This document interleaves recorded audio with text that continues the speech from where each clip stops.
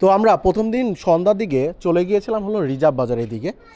আর এদিকে আমরা ঘুরতে ঘুরতে দেখলাম যে শিশু পার্কের ঠিক অপোজিটে সুন্দর ছোট্ট একটি হোটেল রয়েছে।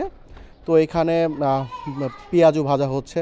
তো আমরাও কয়েক পিস নিয়েছিলাম পেঁয়াজ। এখানে পেঁয়াজুর সাথে সাথে বেগুনি ছিল, আলুর চপ ছিল, তারপরে ওদের একটা মিক্সড একটা ঝালমুড়ি ছিল।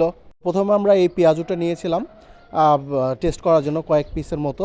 সাথে ওদের এখানের নাকি খুবই মজা হয় এই ঝালমুড়িটা, এখানের লোকাল মানুষ সেটাই বললো আর কি। তো আমরা এটাও টেস্ট করেছিলাম। পেঁয়াজুটার প্রতি পিস ছিল হলো 2 টাকা করে, আর ঝালমুড়িটা আমাদের কাছে 30 টাকা করে নিয়েছে।